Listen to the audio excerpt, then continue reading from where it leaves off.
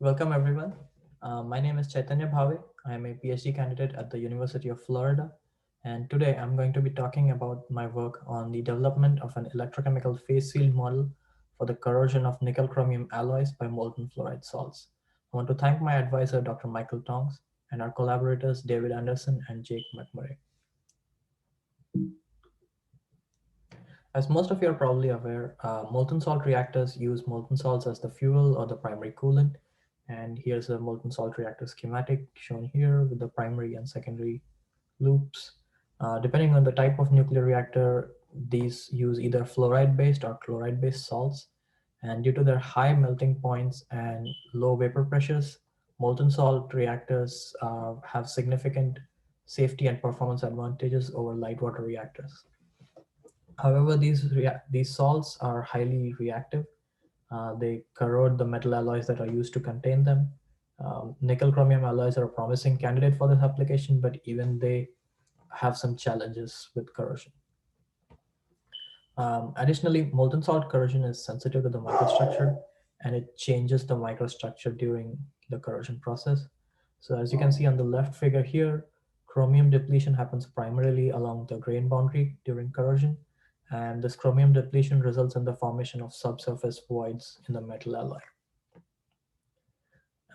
There is a need for a mesoscale model that can capture this microstructure evolution during corrosion and provide bulk scale information to engineering scale codes. And that's where mesoscale yellow jacket comes in, where it'll take in thermodynamic data from atomistic simulations and experimental results, and then feed bulk scale corrosion rates and diffusivities to the engineering mole application. The phase field model is used to represent microstructure using continuous field variables. And so for conserved order parameters, for non-conserved phases and grains, we use order parameters, and their evolution is dictated by the Allen-Kahn equation. And here the F represents the free energy density, eta J represents the order parameter. And for component concentrations, we use conserved variables. So here we show the example of the vacancy concentration varying across a void. And the evolution of these variables is dictated by the Kahn-Hilliard equation, where the rate of change of the concentration is a function of the divergence of the mobility times the gradient of the chemical potential of the component. To simplify the calculation of the electric field for the electrochemical model, we assume that there is no net local charge at any point in the simulation, and we solve a simple conserved current condition, which is shown here. The Zi is the charge on the individual ion, and rho I represents the concentration of the particular component that we are looking at. And we have derived a generalized expression for multi-component grand potential um, phase field model conserved current conditions. And that's shown here, where the chemical diffusion current is equated to the electrodiffusion current. And the chemical diffusion current is just the chemical diffusion flux times the charge on the ion. And the electrodiffusion current is the electric field times the electrical conductivity of the material. Once we know the electric field present in the material, we can then apply an electrodiffusion current into the generalized diffusion equation shown here. To test this grand potential based electrochemical model, we have looked at 4 example problems. So the first case is 1D void growth due to chromium depletion. The second case is 2D galvanic battery discharge. The third example is a polarization resistance experiment. And the final case is 1D nickel chromium corrosion. And that's the case we will be using for validation work as well. So to model void growth during chromium depletion, we looked at a 1D slice of this SEM image. So you have molten salt and then metal and then a void.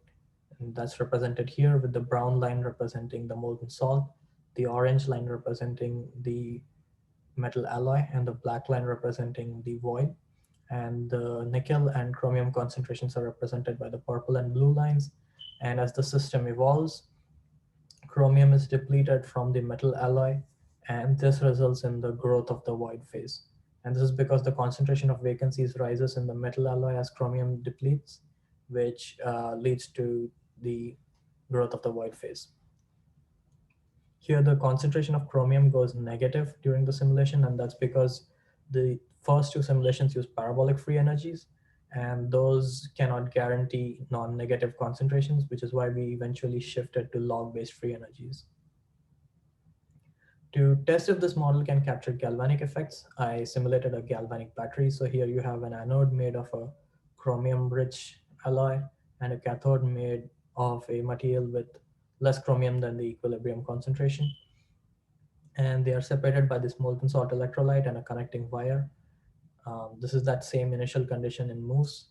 And as the system evolves, you'll see that the chromium depletes from the anode and plates onto the cathode, and correspondingly, there is a flow of electrons in the opposite direction generated due to the electric field from the flux of chromium.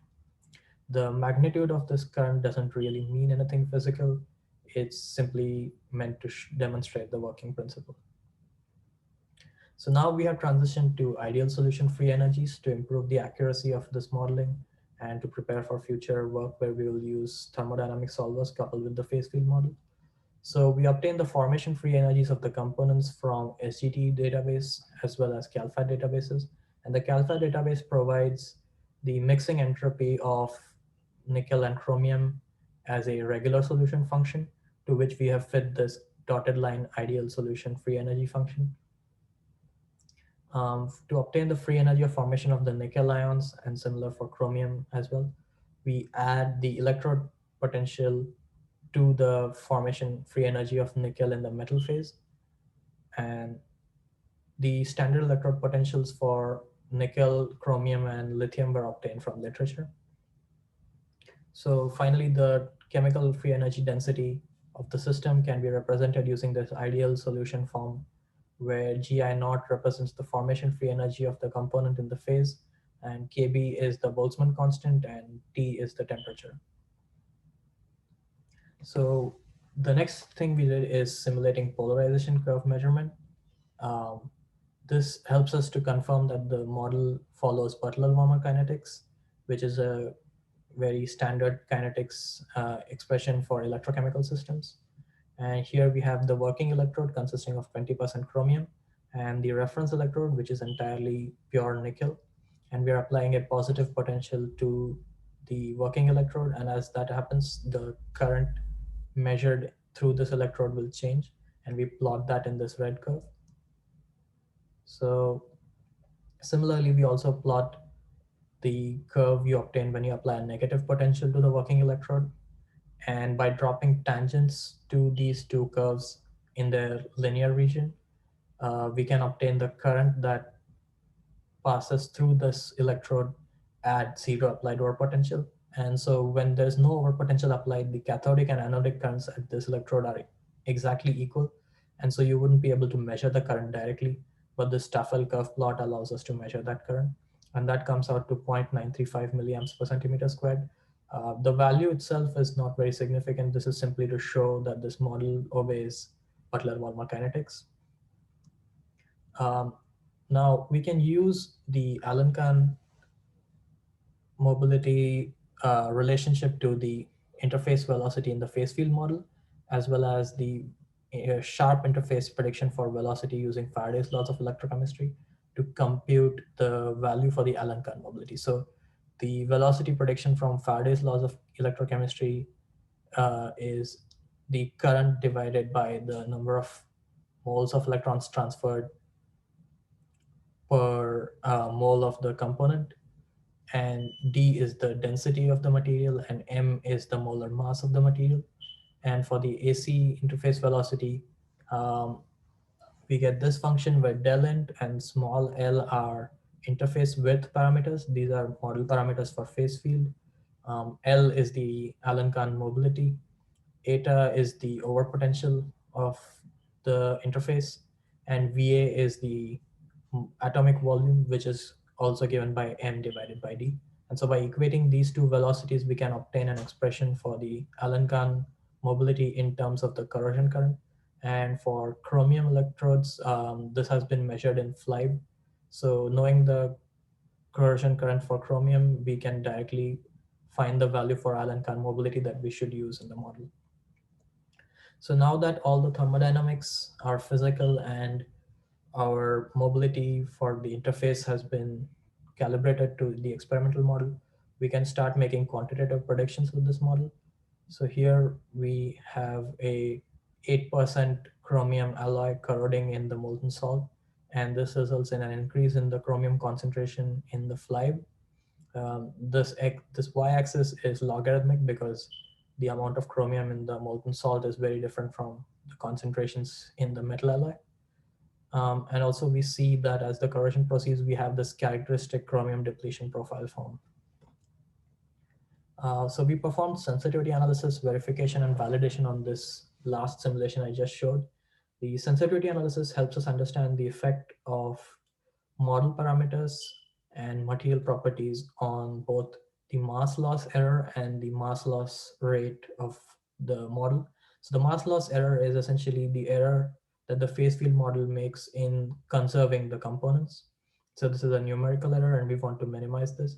And the mass loss prediction is the actual numerical prediction that we want to match against an experiment. And so we want to understand which parameters affect this prediction. So for the mass loss prediction, we will be able to understand which experimental values need to be measured the most carefully so that our model predictions are as accurate as possible. Verification is performed to perform a sanity check on the model. So we compare the trends from the model for a few different parameters against experimental trends, and we make sure that the model behaves as we would expect it to behave from existing modeling efforts. Finally, we perform validation to compare the model's predictions against the experimental data. So as I mentioned, the first thing we looked at is mass conservation error sensitivity to model parameters. So here we have the first two parameters, which are the two interface widths, and of these two, del int has the most significant impact. And we found that decreasing the value of del int to zero point 0.1 decreases the total mass error in the system to less than 1%, at which point it's no longer significant error in the model. The other contributions to the mass error are mainly from the mobility related parameters, which are the diffusivities of nickel and chromium in the metal and molten salt phases, as well as the chemical potentials of nickel and chromium in the molten salt phase. Since all of these parameters dictate the rate at which chromium diffuses across the interface. And in the case of this model, the mass conservation error comes from diffusion of chromium across the interface. Here, I naught is again the corrosion current, and it has practically no impact on the mass error. And gamma is the surface energy. Since this is a 1D simulation, there is no curvature to the interface, and so we would not expect any contribution from the surface energy anyway. So that's in line with our expectations. Next, we looked at the effect of the same parameters on the chromium mass loss. So this is the value that we would compare against experiments during validation. Again, the most significant impact comes from del int, and this makes sense practically because the predicted mass loss rate of the simulation is the actual mass loss rate plus the mass error. And so as del int is decreased, the mass error decreases, and this also decreases the predicted mass loss rate. Um, Chromium diffusivity has a positive effect on the mass loss rate, and this makes sense because this process is controlled by chromium diffusivity. Um, there is a nonlinear effect of nickel and chromium chemical potentials on the mass loss predictions from this model, and we need further investigation to be able to understand what's happening there. We have also verified that this model follows certain experimental and analytical trends. So as you increase the diffusivity of chromium in the alloy, the mass loss rate linearly increases. Additionally, the mass loss rate is linear with the square root of time, which is also an which is also an analytical trend we would expect if the process is diffusion controlled. Additionally, we can see that the chromium content of the alloy linearly increases the corrosion mass loss over time, which is also what we observe in experiments. Finally, we look at the validation experiment where Zheng et al. Took a Hastelloy N coupon and submerged it in molten flame at this temperature for 1000 hours. The reason we chose this experiment is that they specify the fluoride potential of the salt during corrosion. The measured mass loss from their experiment is 0.124 milligrams per centimeter squared. And we ran a simulation with this diffusivity of chromium to be 1e minus 6 micron squared per second.